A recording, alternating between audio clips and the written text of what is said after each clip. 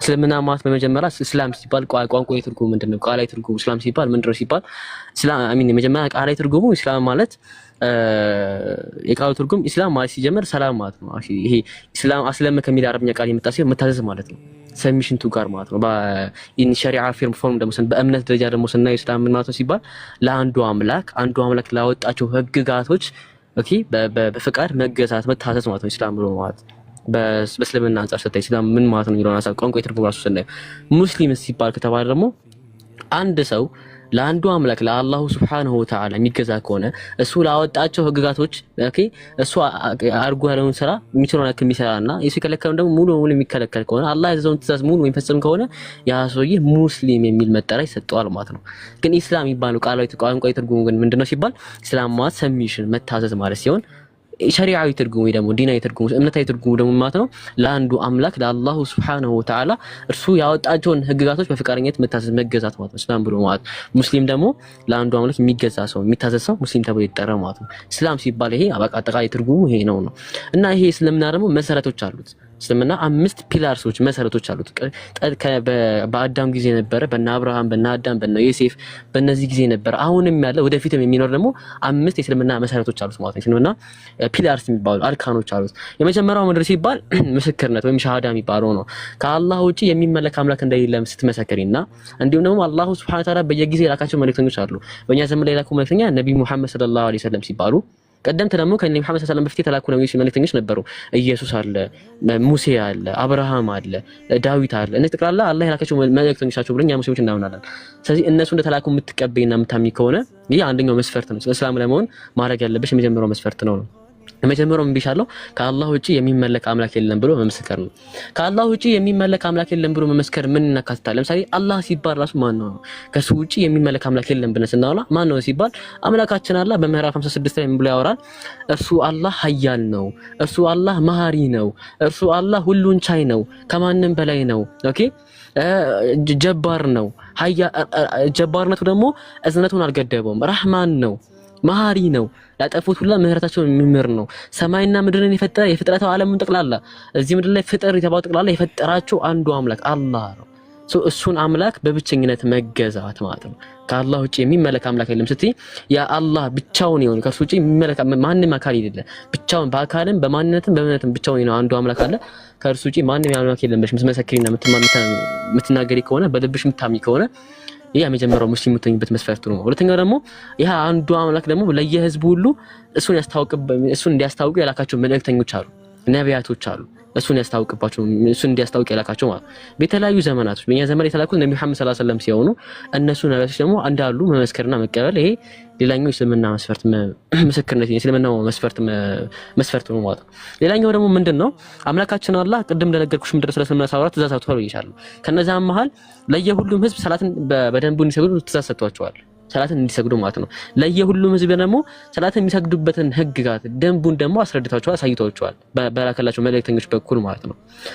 በእኛ በኩል ከተባለ በእኛ በኩል ደግሞ ነብዩ መሐመድ ሰለላሁ ዐለይሂ ወሰለም በኩል አምላካችን አላህ ሰላትን እንዴት መስገድ እንዳለብን ለእርሱ ስግደትን እንዴት ማድረግ እንዳለብን አሳይቶናል። ሰላትን መስገድ ሌላኛው የእስልምና መሰረት ነው ማለት ነው። ሶስተኛው ደግሞ አምላካችን አላህ ለተቸገሩ ሰዎች ለተራቡ ሰዎች ኦኬ ዒድ የሚባል በዓል አለ ከረመዳን በኋላ የሚመጣ እነሱ ለተራቡ ሰዎች ለተቸገሩ ሰዎች እንደው ብራተው በዓልን በደስታ ማሳለፍ ላልቻሉ ሰዎች አቅም ካለን ምንችል ከሆነ ለነሱ እንድንረዳ ግዴታ አድርጎብናል። ዘካ መስጠት ይባል ምጽዋትን እንድንሰጥ አምላካችን አላህ ግዴታ አድርጎብናል። አንቺ ጠግበሽ ሌላ መራብ የለበትም። አምላካችን አላህ በባህል ላይ ሁሉም ኢኳሊ ስለሚያይ አምላካችን አላህ ሁሉንም ሰው እኩል ስለሚያየው አንዱ ተርቦ አንዱ ጠግቦ አንዱ እንዲራብ ስለማይፈልግ ሁሉንም እኩል እንዲያደርግ አምላካችን አላህ ዘካ አውጥቷል። ምጽዋትን ማለት ነው። ምጽዋትን ካለሽ እሱንም ምጽዋት መስጠት ደግሞ አምላካችን አላህ ሌላኛው ያደረገው ግዴታ ነው ማለት ነው። አራተኛው መስፈርት ደግሞ መስፈርቱ ምንድነው ከተባለ አምላካችን አላህ ሐጅ እንድናደርግ አዞናል። ሐጅ ማለት ምንድነው? ያው መካ ላይ የሚገኝ ነው። ይሄ እሱንም ምቺ ከሆነ ነው አቅሙ ካለሽ አንቺ ላይ ሐጅ ማድረግን ግዴታ ደንግጎብሻል ማለት ነው። እስልምና መስፈርቶች አራተኛው መስፈርት ምንድነው ይሻለው? ሐጅ ማድረግ ነው ማለት። ሌላኛው ደግሞ ጾም አለ። ሁሉም ሰዎች በአመት አንድ የሚገኝ በአመት አንድ ወር በአመት ውስጥ ካሉ ወሮች መካከል አንድ ወር አለና እሱ ወር ምንድነው? የረመዳን ረመዳን ወር ይባላል። አክቹሊ ሰምተሽ ተቀልሽ ያስባል ሁሉም ሰው ሲያወራ ሰምተሽዋል አይደል? ቲክቶክ ላይ የሚወራል ስለ ረመዳን ወር አሁንም አክቹሊ ቀርቧል። 3 ሳምንታት ነው የቀሩትና ይህ ወር አለ። እሱንም የረመዳን ወርም ደግሞ በሽተኛ ካልሆንሽ ምቺ ከሆነ ጤነኛ ከሆንሽ ለአቅመ ሔዋንና ለአቅመ አዳም ከደረሽ እዛ ላይ የምትደርሺም ከሆነ ደግሞ ረመዳን ወር የመጾም ግዴታ አለብሽ ማለት ነው። እነዚህ ምን ይባላል? አምስቱ የእስልምና መሰረቶች ይባላሉ፣ ወይም ደግሞ አምስቱ የእስልምና ፒላርሶች ይባላሉ ማለት። እነዚህ አንድ ሰው እነዚህን ካደረገ ይሄ ሙስሊም ይባላል። ወይ ደግሞ አንድ ሰው እነዚህን አምስቶች ካደረገና ከፈጸመ ሙስሊም ተብሎ ይጠራል ማለት ነው። ግልጽ ነው? አግዘኝ። አይ ግልጽ ይብሩ የምጨምርላት ሀሳብ ካለ ጨምርላት። ግልጽ ነው? አግዘኝ። አዎ ግልጽ ነው። እና ሌላኛው ጥያቄ እኔ አሁን ሙስሊም በመሆኔ ብቻ ጀነት እገባለሁ ወይንስ አልገባም? በማመንሽ ብቻ? አይ አምላካችን አለ በሱረቱል ዐስር ላይ ምን ብሎ ይናገራል? ወልዐስር ኢነል ኢንሳነ ለፊ ኹስር አለ ኢለ ለዚነ አመኑ ወዐሚሉ ሷሊሓት አለ። እነዚያ ያመኑና ከዛ በኋላ ከእምነት በኋላ ምን አስከተለ? ወዐሚሉ ሷሊሓት ደጋግን ስራ ይሰሩ ሲቀሩ አለ።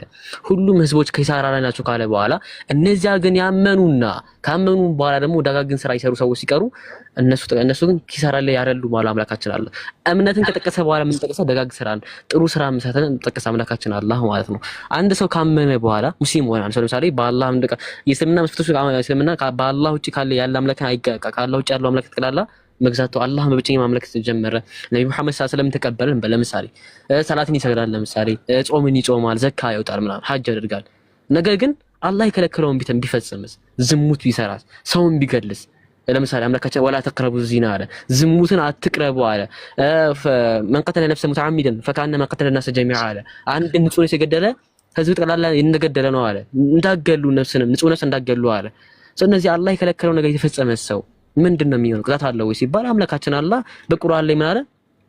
ሁሉም ሙስሊም ሰው እኛ ሙስሊሞች አንድ ቢሊቭ አለን። ሁሉም ሙስሊም ሰው ጥፋት ባይጠፋ እንኳን ለጥፋቱ ተቀጥቶ ጀነት ይገባል፣ መጨረሻ ጀነት ይገባል ብለን እናምናለን። ጀሃነም ላይ ለዘላለም የሚቆይ አንድም ሙስሊማን ላኢላሃ ኢለላህ ብሎ ከአላህ ውጪ የሚመለክ አምላክ የለም ብሎ የሚመስል አንድ የሙስሊም ነፍስ ጀሃነም ላይ ዘውታሪ ሆና የምትቆይ አንድም የሙስሊም ነፍስ የለችም። አምላካችን አላህ ላጠፉት ጥፋት ቅጣት ቀጣዋቸው፣ ከዛ በኋላ ወደ ጀነት ይመልሳቸዋል። ሁሉም ሰው ወደ ጀነት ይመለሳሉ። ነገር ግን ላጠፉት ጥፋት ደግሞ ይቀጣሉ፣ ሊማሩም ደግሞ ይችላሉ። አምላካችን አላህ ቁርአን ላይ ምን አለ? አስተሳሰሱኝ ኡስታዝ ተቀባለ ያኛው የቁርአን ጠፋብኝ ምንድን ነበር ያለው? ከአላህ ውጪ ምናልባት ሱረቱ ፉሲለት ላይ አንቀጽ 30 ላይ ኢነ الذين قالوا ربنا الله ثم استقاموا ያ ጀዛከላሁ ኸይር። እሱ ማለት ምንድነው? ኢነ الله لا يغفر أن يشرك به ويغفر ما دون ذلك لمن يشاء። አምላካችን አላህ በእርሱ ላይ ያጋራበትን ምንም አይምርም። ወይغفر ما دون ذلك لمن يشاء። ከሱ ውጪ ግን ከእርሱ ከአላህ ውጪ ያለን አምላክ ከመገዛቱ ላይ ያለውን ግን ኃጢአት ሙሉ ይምራል አለ። ወይغفر ما دون ذلك لمن يشاء ለፈለገው ሰው ደግሞ ይምራል አለ አምላካችን አላህ። ዝሙት ቢሰራ አንድ ሰው ሰውን ቢገል ምናምን ሙስሊም ከሆነ በአላህ የእስልምና መስፈርቶች የሚያሟላ ከሆነ ያ ሰውዬ ቢቀጣ እንኳን መጨረሻው ግን ምንድነው የሚሆነው? ጀነት ነው የሚሆነው። አንድ የሙስሊም ነፍስ ጀሃነሙ ዘላለማዊ ዘውታሪ ነው ተቀጣ የሙስሊም ነፍስ የለችም ማለት ግልጽ ነው? አግዘኝ። ግልጽ ነው። አመሰግናለሁ።